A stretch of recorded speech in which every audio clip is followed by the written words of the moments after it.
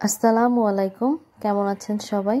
আশা করি আল্লাহর অশেষ রহমতে সবাই অনেক ভালো আছেন। তো আজকে আর আম্মুর হাতে না, আমার ভাবির হাতের স্পেশাল একটা রেসিপি আপনাদের সবার সাথে শেয়ার করতে যাচ্ছি। সেটা হচ্ছে গরুর মাংসের রেসিপি। তো আম্মু যেভাবে মাখিয়ে রান্না করে, তো ভাবি সেভাবে মাখিয়ে রান্না করে না। তো ভাবি মশলাগুলো ভালো করে কষিয়ে রান্না করে, সেটাই আপনাদের সাথে শেয়ার করব। তো ভাবি মাংসের ভিতরে কিছু আলু দেওয়ার জন্য আলুগুলো ভেজে নিচ্ছে।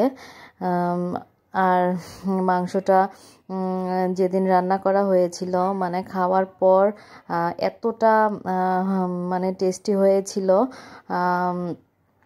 কারণ খাওয়ার পরেই আমি ভিডিওর মধ্যে ভয়েসটা দিয়েছি, এজন্য বলতে পারছি যে এত স্বাদ হয়েছিল যা বলার বাহিরে। এক একজনের রান্নার স্টাইল এক এক রকম হয়, এক একজনের রান্নার ধরন এক এক রকম হয়। সেটাই, মার হাতেরটাও যেমন মজা লাগে তেমনি ভাবিরটাও অন্যরকম অসাধারণ মজা হয়েছিল। তো যেভাবে আমরা যেভাবে ভাবি রান্না করেছে সেটাই কিছুটা তুলে ধরার চেষ্টা করছি আপনাদের মাঝে। আর সচরাচর গরুর মাংসের মধ্যে আমরা যেসব মশলা দিয়ে থাকি সেগুলোই দিয়েছে, এক্সট্রা কোনো কিছুই দেয়নি। তো আপনারা দেখতে থাকেন। আর ভিডিওটা তেমন আমি বড় করিনি, কারণ অনেক বড় হয়ে গেলে ভিডিও আপনারা দেখতে দেখতে বিরক্ত হয়ে যান। তো শর্টকাটের মধ্যে আমি দেখানোর চেষ্টা করেছি। তো এখন এই ভাবি পেঁয়াজ বেরেস্তা করে নিয়েছে, তার মধ্যে আর কি পেঁয়াজ ফ্রোজেন করা ছিল সেটাকে দিয়ে দিয়েছে। তো একে একে এইভাবে সব মশলা দিয়ে দিবে। মশলা দিয়ে দেওয়ার পর তারপরে মাংসগুলোকে ভালোভাবে কষানোর পর আর কি পানি দেওয়া পর্যন্ত এটুকুই আমি আপনাদের সাথে শেয়ার করেছি। ব্লগটা বড় হয়ে যাবে বিধায় আমি এর পরেরটুকু আপনাদের সাথে শেয়ার করিনি। তো যতটুকু শেয়ার করেছি আপনারা ধৈর্য সহকারে একটু দেখবেন, আর আমার চ্যানেলটাকে অবশ্যই সাবস্ক্রাইব করবেন, কারণ আমার চ্যানেলটার সাবস্ক্রাইবও বাড়ছে না আর ভিউ তেমন হচ্ছে না। বুঝতে পারছি না কেন, হয়তো বা আমার ভিডিও তেমন ভালো হয় না, এজন্য আপনাদের মনে হয় দেখতে ইচ্ছা করে না। তারপরেও দেখেন, সবাই তো আর ভালোভাবে ভিডিও করতে পারে না। তো আমি সেই কয়েকজনের ভিতরেও মনে হয় এরকম একজন, যে আমার ভিডিও তেমন ভালো হয় না, এই জন্য ভিউ হয় না। তো যারাই আছেন আমার ভিডিওতে নতুন, তো অবশ্যই একটু ধৈর্য করে আমার ভিডিওটা দেখবেন এবং আমার পাশে থাকবেন, কারণ আপনারা যদি আমার পাশে না থাকেন তাহলে আমি সামনের দিকে এগোতে পারবো না। তো আমার ভিডিও করা বন্ধ করে দিতে হবে। তো আমি দীর্ঘ 5 মাস ধরে ভিডিও দিচ্ছি কন্টিনিউ, কিন্তু আমার সাবস্ক্রাইবও তেমন বাড়েনি, ভিউয়ার্সও তেমন বাড়েনি। তো তারপরও ধৈর্য হারা হয়নি, দেখি কতদূর এগোতে পারি। তো আপনারা একটু দয়া করে আমাকে সাবস্ক্রাইব করবেন এবং বেল বাটনটি বাজিয়ে রাখবেন, যাতে আমি ভিডিও ছাড়ার সাথে সাথে আপনাদের কাছে নোটিফিকেশন চলে যায়। তো আমি আপনাদের কাছ থেকে বিদায় নিয়ে নিচ্ছি, আর আপনারা দেখতে থাকেন। তো আল্লাহ হাফেজ, ভালো থাকবেন সবাই।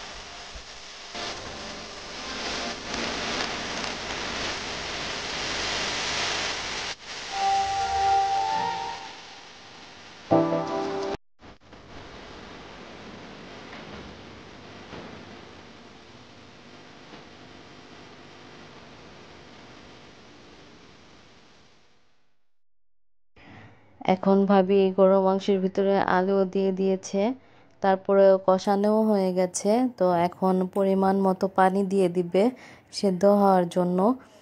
এটা যেহেতু দেশি গরুর মাংস, এই জন্য একটু মানে বেশি করেই সিদ্ধ করা লাগবে, এই জন্য পানি বেশি দিয়ে দিয়েছে। তো আরেকটু পরিমাণে বলছে যে ভাবি আরেকটু পানি লাগবে, না হলে ভালোভাবে সেদ্ধ হবে না। তো ভাবি আরেকটু পানি দিয়ে দিল। তো এই পানিগুলো একদম শুকিয়ে আসা পর্যন্ত, একদম অতটা না, একটু ভুনা ভুনা হওয়া পর্যন্ত অপেক্ষা করে নামিয়ে নেবে। বাই বাই, ভালো থাকবেন সবাই।